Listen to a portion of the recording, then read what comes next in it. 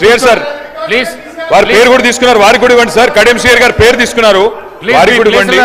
Speaker గారు please please ముందు దయచేసి మీకు విజ్ఞప్తి సార్, మీరంటే మాకు అపారమైన గౌరవం ఉంది. స్పీకర్ గారు, గౌరవనీయులు పెద్దలు, మీరంటే మాకు అపారమైన గౌరవం ఉంది.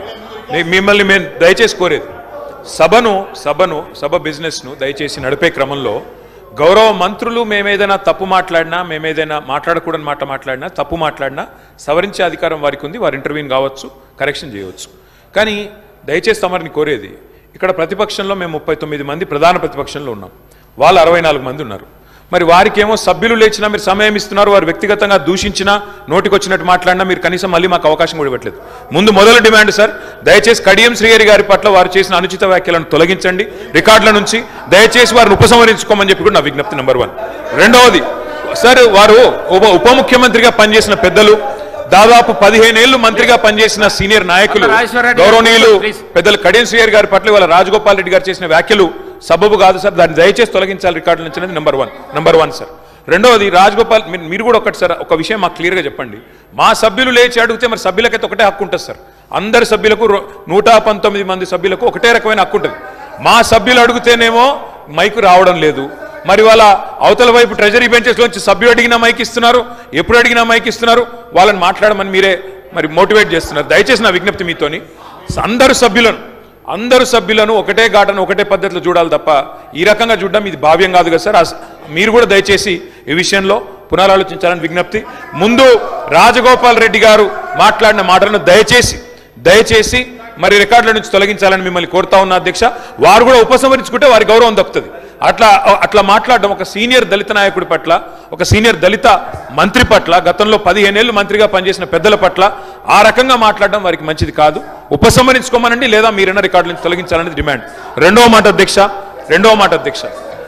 ఇందాక నాకు మీరు మైక్ ఇవ్వలేదు, ఇప్పుడు ఇచ్చినారు అనుకుంటున్నాను. దానికోసమే ఇందాక పొన్నం ప్రభాకర్ గారు మాట్లాడినప్పుడు నేను వారంటే నాకు గౌరవం ఉంది అధ్యక్ష. పొన్నం ప్రభాకర్ గారు నేను 2009 నుంచి కలిసి పనిచేసిన సహచరులు. ఆనాడు వారు ఎంపీగా, నేను ఎమ్మెల్యేగా మొదటిసారి గెలిచినాం, అప్పటి నుంచి కలిసి పనిచేసినాం.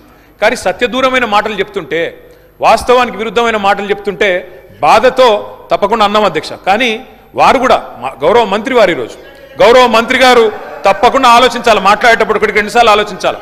ఇవాళ వారి నియోజకవర్గంలో హుస్నాబాద్లో గౌరవెల్లి అనే రిజర్వాయర్ పూర్తయి ట్రయల్ రన్ అయిన మాట వాస్తవం కాదా అధ్యక్ష? ఇవాళ హుస్నాబాద్లో ప్రజలకు తెలియదా? వేములవాడ నియోజకవర్గంలో మలకపేట రిజర్వాయర్ మొత్తం పూర్తయి అందులో 1 TMC నీళ్లున్న మాట వాస్తవం కాదా అధ్యక్ష? ఇవాళ కాళేశ్వరం గురించి మాట్లాడి అదేమి జరగనట్టు నేను మేడిగడ్డకు పోయి వచ్చి మా మీద బురద జల్లే ప్రయత్నం ఏదైతే చేస్తున్నారో అధ్యక్ష, నేను గౌరవ సభ్యులకు తమరి ద్వారా తెలియజేసేది అధ్యక్ష ఒకటే ఒక్క మాట అధ్యక్ష. కాళేశ్వరం అనేది ఒక బరాజ్ కాదు అధ్యక్ష. కాళేశ్వరం అంటే 3 బరాజులు, 15 రిజర్వాయర్లు, 21 పంప్ హౌజులు, 19 సబ్ స్టేషన్లు, 203 కిలోమీటర్ల టన్నల్స్, 1531 కిలోమీటర్ల గ్రావిటీ కాలువలు, 141 TMCల స్టోరేజ్ కెపాసిటీ, అదేవిధంగా 240 TMCల యూటిలైజేషన్. శ్రీయర్ గారు ఏమన్నారు అధ్యక్ష? శ్రీయర్ గారు ఒకటే మాట అన్నారు, స్టెబిలైజేషన్ కూడా తీసుకోవాలి ఒక ప్రాజెక్టులో. కొత్తగా 97,000 కూడా నీళ్ళు ఇయ్యలేదని మాట్లాడితే స్థిరీకరించబడ్డ ఆయకట్టు ఎంత అని అధికారిని అడుగుతుంటే ముఖ్యమంత్రి గారు మాట్లాడనీయలేదన్నారు. గొప్ప ఉదాహరణ నా నియోజకవర్గం అధ్యక్ష. మా దగ్గర అప్పర్ మానేర్ అనే ప్రాజెక్టు నిజాం టైంలో కట్టినారు అధ్యక్ష, 45లో కట్టినారు. ఆ అప్పర్ మానేర్ అనే ప్రాజెక్టు కోసం ఆనాడు రాజశేఖర రెడ్డి గారి ఆనాడు ప్రభుత్వం ఉన్నప్పుడు కూడా పాదయాత్రలు జరిగినాయి. దాన్ని ఎప్పటికప్పుడు స్థిరీకరించాలని, నింపాలనే ప్రయత్నాలు జరిగినాయి. కానీ ఎప్పుడు నింపబడ్డది అధ్యక్ష? మొత్తానికి మల్లన్న సాగర్ కట్టిన తర్వాత మల్లన్న సాగర్ నుంచి వచ్చే కాలువ ద్వారా ఎప్పుడైతే కూడవెల్లిలోకి నీళ్ళు వచ్చినాయో, కూడవెల్లి వాగులోకి ఈరోజు ఏప్రిల్లో ఎర్రటి ఎండల్లో కూడా మా మిడ్ మానేరు, మా అప్పర్ మానేరు ఎండుతున్న మాట వాస్తవమా కాదా? మా కరీంనగర్ జిల్లా శాసనసభ్యులు వారికి తెలుసు అధ్యక్ష, శ్రీధర్ బాబు గారికి, పొన్నం ప్రభాకర్ గారికి. అందుకే ఆ బాధతోనే మేము చెప్పింది, గౌరవెల్లి అయినా, మలక్పేట్ రిజర్వాయర్ అయినా, అదేవిధంగా మా అప్పర్ మానేర్ అయినా, స్థిరీకరించబడ్డ సింగూర్ అయినా, స్థిరీకరించబడ్డ నిజాం సాగర్ అయినా, SRSP పునరుజ్జీవమైనా, ఇవన్నీ కూడా కాళేశ్వరం ద్వారా జరిగిన మాట వాస్తవం అధ్యక్ష. అందుకే గౌరవ మంత్రి గారిని, ప్రభాకర్ గారంటే నాకు గౌరవం, ఎందుకంటే ఉద్యమ సహచరుడు. ఆనాడు పార్లమెంట్లో వీరోచితంగా పోరాడింది కాబట్టి మా నాయకుడు కేసీఆర్ గారు కూడా కరీంనగర్లో, ఇక్కడ అక్కడ కాదు అధ్యక్ష, కరీంనగర్కి వచ్చే బహిరంగ సభలోనే వారిని అభినందించారు. కాబట్టి మాకు అట్లాంటి మంత్రి గారిని అగౌరవపరిచే కుసంస్కారం లేదు. కానీ మంత్రి గారు కూడా వాస్తవాలు చెప్పాలి అధ్యక్ష. గౌరవెల్లి పూర్తయిన మాట వాస్తవం, NGT స్టే ఉన్న మాట వాస్తవం, మలక్పేట పూర్తయిన మాట వాస్తవం, ట్రయల్స్ జరిగిన మాట వాస్తవం, కాళేశ్వరంలో ఇంత పెద్ద కాళేశ్వరంలో 3 బరాజులు అదే విధంగా 15 రిజర్వాయర్లు ఉండే కాళేశ్వరంలో ఒక్క బరాజులో 3-4 పిల్లర్లకు ఇబ్బంది జరిగితే దాన్ని రిపేర్ చేయండి. ఇప్పుడే మా గౌరవ పెద్దలు కడియం శ్రీహరి గారు డిమాండ్ చేసిన దాన్ని రిపేర్ చేయండి. రైతుల మీద కోపం పెంచుకోకండి. కేసీఆర్ గారి మీద కోపం ఉంటే రాజకీయంగా ప్రయోజనం కావాలనుకుంటే ప్రయత్నం చేయండి, కానీ ఆ ప్రాంత రైతాంగం పట్ల కక్ష కట్టవద్దు. నింపండి, మేడిగడ్డ నింపండి, కాళేశ్వరంలో పంపింగ్ స్టార్ట్ చేయండి. వాళ్ళ 5,000 క్యూసెక్ల నీళ్లు కిందికి పోతున్నాయి. ఇది రాజగోపాల్ రెడ్డి గారు. అధ్యక్ష, ఇప్పుడు నేను ఏమంటున్నా, అంత గొప్ప మనసున్న మనిషి కదా కేటీఆర్ గారు, అంత గొప్ప మనసున్న మనిషి. రాజగోపాల్ రెడ్డి గారు ఒక్క నిమిషం గౌరవ ముఖ్యమంత్రి గారు. స్పీకర్ సార్, గత 3 రోజుల నుంచి లీడర్ ఆఫ్ జౌస్ కూర్చోండి ప్లీజ్. శాసనసభలో తమరి అనుమతితో కృష్ణానది జలాల మీద కావచ్చు, గోదావరి నది మీద నిర్మించిన కాళేశ్వరం ప్రాజెక్టుకు సంబంధించి మేడిగడ్డ కావచ్చు, అన్నారం కావచ్చు, సుందిళ్ళ కావచ్చు, లేకపోతే పంప్ హౌజుల విషయంలో కావచ్చు, చాలా విషయాలలో మనం చర్చించుకుందాం. చూసి వచ్చి ఈ సభలో వాస్తవాల ప్రాతిపదికన చర్చ జరపాలి అని తమరి అనుమతితోటి మనం నిర్ణయం తీసుకున్నాం. వాస్తవంగా ఈ రైతుల పట్ల, తెలంగాణ సమాజం పట్ల గౌరవం ఉంటే ప్రధాన ప్రతిపక్ష పార్టీ ప్రభుత్వ ఆహ్వానాన్ని దృష్టిలో పెట్టుకొని అందరం కలిసి అక్కడికి వెళ్ళి ఆ ప్రాజెక్టులను పరిశీలించి అక్కడ జరిగిన నష్టాన్ని, రైతులకు వచ్చిన కష్టాన్ని అర్థం చేసుకొని ఆ సమస్యకు ఒక పరిష్కారం చూపించే అవకాశం ఉండే.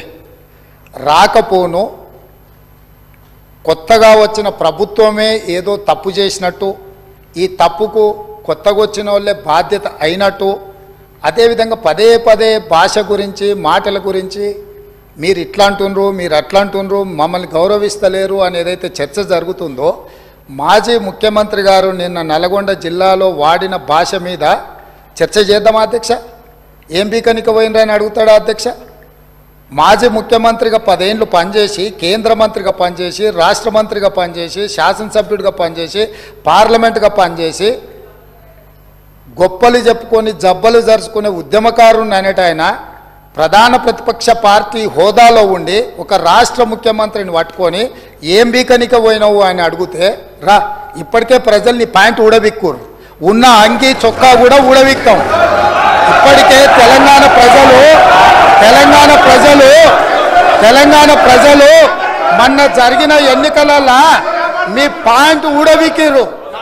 ఇవాళ ఆ ప్యాంటు ఊడబీకితే చెప్పుకునే దిక్కులేక బొక్కబోర్లో పడితే బొక్కలు ఇరిగినాయి మీకు. అయినా మీ బుద్ధి మారలేదు. ఒక ముఖ్యమంత్రిని పట్టుకొని ఏం బీకనిక పోయినావని అడుగుతారా అధ్యక్ష? ఇది పద్ధత? ఈ రాష్ట్రం 4 కోట్ల ప్రజలు ఓట్లేసి గెలిపించిన ముఖ్యమంత్రిని పట్టుకొని ఏం బీకనిక పోయినావని అంటారా అధ్యక్ష? ఇదేనా తెలంగాణ సాంప్రదాయము? ఈరోజు నేను మళ్ళీ అడుగుతున్నా అధ్యక్ష, ఈరోజు మేడిగడ్డ మేడి పండులాక కుంగిపోతే మేడిగడ్డల నీళ్లు నింపడానికి అవకాశం ఉందా అధ్యక్ష? ఇవాళ మీరే సాగునీటి పారుదల శాఖ మంత్రులుగా పనిచేసారు కదా. చంద్రశేఖరరావు గారు, హరీష్ రావు గారు ఇద్దరు సాగునీటి పారుదల శాఖ మంత్రిగా పనిచేసారు కదా అధ్యక్ష. ఈరోజు వాళ్ళకే పెత్తనం ఇస్తాం, వాళ్ళనే చేయమని. ఈరోజు ఏ రకంగా మేడిగడ్డలో నీళ్లు నింపుతారో, మేడిగడ్డ నుంచి నీళ్లు ఎత్తి అన్నారంలో పోస్తారో, అన్నారంలో నుంచి సుందిలలో ఎట్లా పోస్తారో బాధ్యత వాళ్ళని తీసుకోమని అధ్యక్ష. మొత్తం కుంగిపోయి కుప్పగూలిపోతుంటే ఈరోజు అక్కడ నీళ్లు నింపడానికి ఏమాత్రం అవకాశం లేక పూర్తిగా ప్రాజెక్టు దెబ్బతిని ఖర్చు పెట్టిన 94,000 కోట్ల రూపాయలు వృధా అయిపోయి ఈరోజు మొత్తం ప్రాజెక్టే దెబ్బతిన్న పరిస్థితుల్లో ఈరోజు ప్రజల దగ్గరికి వెళ్ళి సమాధానం చెప్పుకోలేక శాసనసభకు రావాల్సిన ఉపనాయకుడు ఇక్కడ సభలోకి రాకుండా పారిపోయి ఈరోజు చర్చ చేద్దామంటే రాకుండా ముఖ్యమంత్రి గారిని పట్టుకొని ఇట్లా మాట్లాడొచ్చా అధ్యక్ష? అందుకే నేను ఒకటే మాట అడుగుతున్నా, మీరు ఇవాళ చర్చకు సిద్ధమైతే పిలువండి. మీ పార్టీ నాయకుడిని మీ సభాపక్ష నాయకుడిని చర్చ చేద్దాము, రేపు సాయంత్రం వరకైనా కాళేశ్వరం ప్రాజెక్టు మీద, గోదావరి జలాల మీద ఈ ప్రభుత్వం చర్చ చేయడానికి సిద్ధంగా ఉంది. పారిపోయి ఫామ్ హౌస్లో వండుకొని ప్రతిపక్షాలుగా బాధ్యత నుంచి తప్పించుకొని మీ అవినీతి బయటపడుతుందని, కాళేశ్వరంలో మీ దోపిడీలో జైలుకి వెళ్లాల్సి వస్తుందని కేసీఆర్ను చంపుతారా అంటారు. ఎవరికి అవసరం ఉంది అధ్యక్ష చంపాల్సిన అవసరం? సచిన పావును ఎవడైనా చంపుతారా అధ్యక్ష? మొన్నటి ఎన్నికలలో ప్రజలు ఆ పావును చేత్తో కాదు కట్టెతో కొట్టిరు అధ్యక్ష. ఆ పాము ఆల్రెడీ సచ్చింది. సచిన పావును చంపాల్సిన అవసరం మాకే ఉంది అధ్యక్ష. ఈ రోజు సానుభూతి కోసము వీల్ చైర్ నాటకాలు, వీధి నాటకాలు ఏంటి అధ్యక్ష ఇది? ఈ రోజు అవకాశం వచ్చినప్పుడు ఈ సభలో చర్చ చేయడానికి ప్రభుత్వం సిద్ధంగా ఉంది. నిజాయితీ ఉంటే, మీరు అవినీతికి పాల్పడకపోతే, మీరు చెప్పినట్టు మేడిగడ్డలో 2, 3 పిల్లర్లు కుంగిపోతే దాని మీద తీసుకోవాల్సిన నిర్ణయాల మీద మాజీ ముఖ్యమంత్రి గారు చంద్రశేఖరరావు గారిని సభలోకి రమ్మనుండ్రి. చర్చ చేయడానికి ప్రభుత్వం సిద్ధంగా ఉంది. పారిపోయి అక్కడెక్కడో పోయి ఆడేదో ప్రగల్భాలు ఏంది అధ్యక్ష? రమ్మనుండ్రి సభకు, వాస్తవాల మీద చర్చ చేస్తాం, మొత్తం ఇక్కడ పెడతాం. ఇవాళ ఆయన రప్పించుకుంటాడు, ఈయన వచ్చి ఈడ కొత్త మాటలు చెప్తాడు ఈడ. కాబట్టి అధ్యక్ష, దీని మీద ఇప్పుడు జరుగుతున్న చర్చ దేని మీద జరుగుతుందో ఆ విషయం మీద చర్చించమని ఉంది. ఎట్లాగూ సాగునీటి ప్రాజెక్టుల మీద శ్వేతపత్రం పెట్టడానికి మా ప్రభుత్వం సిద్ధంగా ఉంది. మీరు ఏమేమి విషయాలు ఉన్నాయో, ఏమేమి చర్చ చేయదలుచుకుందో మొత్తానికి మొత్తం శ్వేతపత్రం సందర్భంగా చర్చ చేద్దాం. లేదు కాళేశ్వరం మీద మీరు చర్చ అంటారా? దానికోసం ప్రత్యేకంగా తమ సమయం కేటాయించండి. కాళేశ్వరం మీద చర్చ చేయడానికి మేము సిద్ధంగా ఉన్నాం అధ్యక్ష.